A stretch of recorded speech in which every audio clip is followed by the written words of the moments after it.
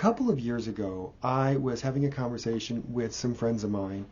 I was hosting a spirituality discussion group. And it was one of the first meetings that we had. And I remember basically asking, what is the difference between religion and spirituality? And it was really interesting because almost everybody there understood religion as being a very controlling, demanding, rules-based thing, whereas spirituality was about personal freedom and choice and connection with the divine. I'm Mo McGuffey of the Evolving Christian Faith Network, and today I want to talk about my understanding of the difference between religion and spirituality. Now, keep in mind, of course, that I actually consider myself largely to be spiritual but not religious in many respects, despite the fact that I am an ordained teaching elder in the Presbyterian Church USA. And when I was younger, before I had joined the church, I believed that, going to church was bad because somehow it was the very antithesis of everything that I stood for as a spiritual person. And I would say that I too believed very much that religion was ultimately about control and power and such like that. After joining the church, I discovered that that perspective on what religion is was extremely limited and, in fact, quite demeaning to the people who were religious. Now, I don't believe that all religion is healthy. I think there is a difference between unhealthy, toxic kinds of religion and very healthy, vital, thriving religion. And what I'm talking about today is what I would consider a healthy version of religion. Now, when I talk about spirituality, I also want to emphasize that I'm talking about a healthy approach to spirituality, because I also believe that it is possible to run across toxic, unhealthy versions of spirituality as well. So when I'm talking about either religion or spirituality, I want to emphasize I'm just going to be talking about the healthy versions. We have people out there who believe that there is such a thing as spiritual but not religious, and that's far superior to being religious. We also have people out there who believe that there's no such thing as spiritual but not religious. There's really only religious, and that people who are spiritual or not, but not religious are just really disconnected. When I'm talking about people who have different perspectives, I try to be as generous as possible. I think it's really important that we try to understand what people are saying as much from their point of view as is humanly possible. And therefore, we want to look at things in the most positive light that we can. So when we're talking about people who are more spiritual versus people who are more religious, and I know this is a false dichotomy in many respects, so just sort of run with it, if you will. But whenever we're talking about people who are saying, this is my camp versus this is my camp, let's look at what they're standing for and trying to say, rather than trying to caricature those people as if there's something wrong with them. So let's start by talking about the spiritual but not religious. Now again, I want to emphasize that the approach that I'm taking is trying to understand where they're coming from so that we can identify what they're really trying to say to the world through the posture. What they're trying to say is important. What are the values being upheld, if you will? And when we look at the spiritual but not religious, I think at least I seem to see three main things that are being emphasized. First, there's a sense of personal freedom Just because your parents believe this or your community believes this, it doesn't mean you have to believe that. You don't have to conform to that image, even though there's going to be social pressure. Rather, you are free to explore your own sense of connection to the divine. You are free to explore your own sense of understanding of what's going on with that sense of connection. And you are free to explore the significance of that sense of connection to your life in general. In other words, you're free to explore that sense of connection, what you believe, and how you behave. And you don't have to default to, this is just the way I'm supposed to be. Now, spiritual but not religious does not mean that you can't accept the things that you've grown up with. It just means that you're free to explore other options as well. And you can take from those other options and you can use those other options to enrich your own sense of spiritual life. And so number one is there's a sense of personal freedom. Number two kind of follows that.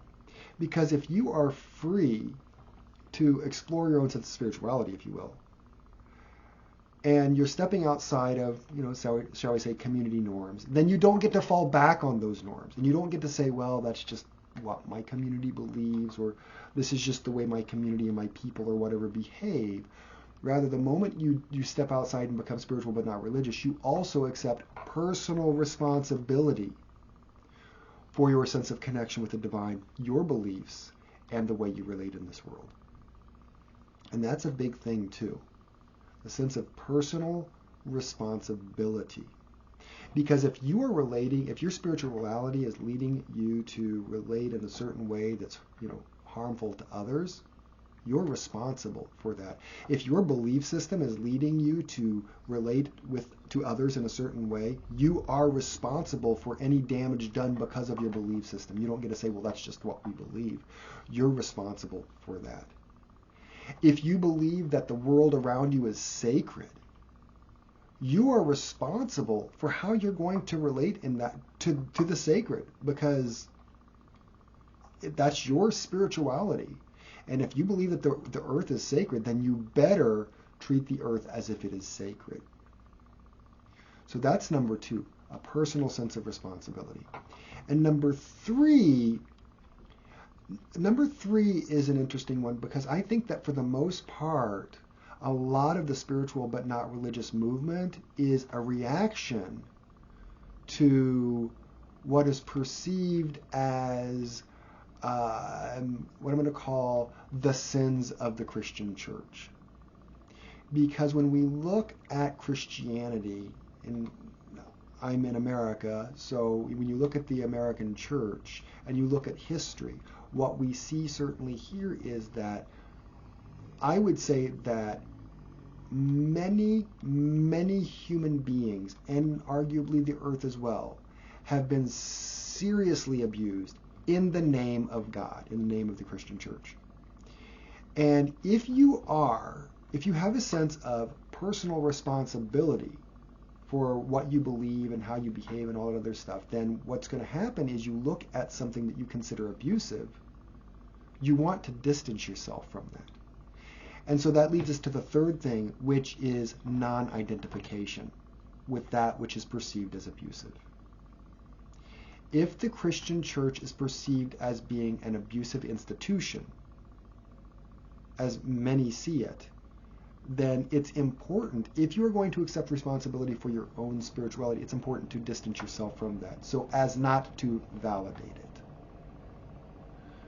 And so those are the three things that I want to emphasize as what I believe is what the spiritual but not religious movement is trying to say to the world. Number one, there's the importance of personal freedom.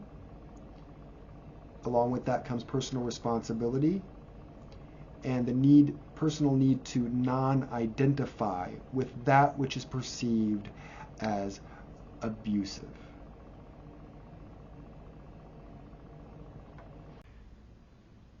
Now let's look at the people who are religious. Now, I said the word personal an awful lot when I talked about spirituality. Now that I'm talking about religion, I think it's important to emphasize the group setting, the corporate setting, okay? And whenever you're in a corporate setting, as part of a religion, you start to make certain commitments.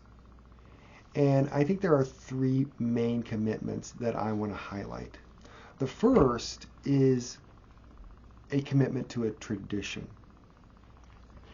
Now, too often when people who are spiritual but not religious think of tradition, they often think of, you have to believe this, you have to do these rituals, you have to do this, you can't do this, and all the rules and regulations and everything that go along with it. That, I think, is what people often think about when they think of tradition, but I think that's a mistake. I think it's better to think about a tradition as all of those people who have come before you and the people who are going to come after you. And when you're participating in a tradition, one of the things you say is, you know what? The people who came before me, they're not stupid. There are a lot of really smart people, a lot of really wise people there. And I can learn a lot from them. The tradition informs me, helps to teach me, and it helps me to transform. So it's about informing and transforming. It helps me to transform in my own sense of spirituality. And on top of that, I want to emphasize that a tradition also transforms itself through time. Because as the people who are a part of that tradition grow and they operate and they work with the tradition, they also transform the tradition. They change it as they go through time. And so as the people who are participating inform the tradition also transforms. So there's a commitment to a tradition, and it's about being informed and transforming. There's also a commitment to others, those around you. Because, life is hard and it's difficult to get through it alone. And so when you're part of a community, what you're doing is you are part of a spiritual community, religious community, you are actively working with each other and really interpreting your life together in light of your faith or your spirituality. And when you do that, anytime you get a group of people together, you almost have to have some ground rules so that you are all on the same page. And that's really part of what the tradition does. The tradition keeps you kind of all on the same page. And so when you have that commitment to others, again, it's kind of like the commitment to tradition, only it's more here and now. And the last thing I want to mention is that life in community can get very difficult at times. Because, the tradition helps to keep people kind of on the same page. The reality is that people are often all over the board too. And there is going to be difficult times now and again. So there is a commitment to dialogue. In other words, when things aren't going the way I want them to go, rather than saying, the going gets tough, I'm out of here, that commitment says, the going is tough, and I think we need to talk about this. I'm not going to demonize you. Instead, I'm going to talk with you about this. And so at its healthiest, I think that religion facilitates this sense of dialogue that treats the other person as a human being, respects their otherness, but at the same time you're learning to say, no, this is where I stand. I would argue that's a skill that this world could use a lot of. So when I'm looking at religion, I'm looking at three main corporate commitments. One is a commitment to tradition that informs and helps transform. It's commitment to others, because we're all in this together. And there's a commitment to stick with it when things are difficult and to learn how to talk through the struggles together and to respect one another as human beings, even amidst those differences. So we've talked about spirituality, we talked about religion, and the way I've talked about it is very black and white, and also in many respects romanticized as well, let's be honest. Because I'm trying to make a point. I'm trying to look at the good stuff on both sides, if you will. But ultimately, to be honest, and you probably have picked this up if you were noticing some things that I was saying, I really think that religion and spirituality are two sides of the same coin. Spirituality is the personal element of it, and religion is the corporate element of it. I mean, the reason why people are part of a tradition, I mean, yes, when you're looking at a religion, you are looking at something like a tradition, some form of tradition, which comes along with, this is basically the stuff that we believe, this is basically the stuff that we do, the rites and the rituals and everything, this is the basic stuff, how we organize our lives together and so on and so forth, right? And there's all of that stuff that goes along with it. But in many respects, a lot of what the tradition is meant to do, a lot of what the religion is meant to do, is to nurture personal spirituality so people can grow into adult spiritual lives, which includes things like taking responsibility for what you believe in, taking responsibility for how you interact in this world. And meanwhile, those who emphasize spirituality, what we see is, where did they learn? Maybe from books, maybe from the internet, maybe from conversations with others. And they come across an idea or an understanding of things, a perspective, if you will, like, actually, I really like that perspective. That makes a lot of sense to me. I resonate with that, and I totally get that.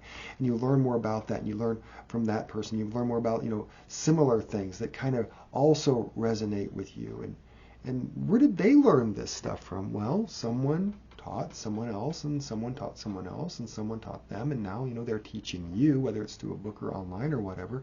And when you've got this sense of pulling it all together, and it's coming, people who are coming around you, and you've got the people who have come before you, and it sounds a lot like a tradition. It might not be an official tradition, but functionally it's the same basic thing in many respects. And so what we see is there's informing and there's transforming. And so for me, I think at its healthiest, religion and spirituality are really two sides of the same coin. And for those who really look at religion as rules and dogma and people telling you how you're going to live your life and what you're going to believe and what you're going to do, here's a little secret. If you are participating in a religious tradition or religion, they only have as much power over you as you give them. Let's say, for example, that your religious community says you are not supposed to use birth control. No one's going to be breaking into your house to check to see if there are any condoms. No one's going to be asking you, are you on the pill? No one's going to be doing that. And if they were to find out, what are they really going to do to you? They can't slap you in jail, right? The power of religion over people's lives equates, or comes, whatever you give them, that's how much power it has. So it's entirely possible to be free to explore. It's entirely possible to say, you know what? I'm going to make my own decisions like an adult with regards to what I believe and what I do, as long as I understand that it's in line with my own spirituality. And you can still participate in a religious framework. So I really think that when you bring the two together, religion and spirituality, you have the opportunity, anyway, to get the best of both worlds. So anyway, those are my thoughts on religion and spirituality. And I hope you found that helpful. Again, I am Beau McGuffey of the Evolving Christian Faith Network, and the Evolving Christian Faith Network exists to give voice to a more progressive vision for what it might mean to be Christian in this world today. So until next time, peace.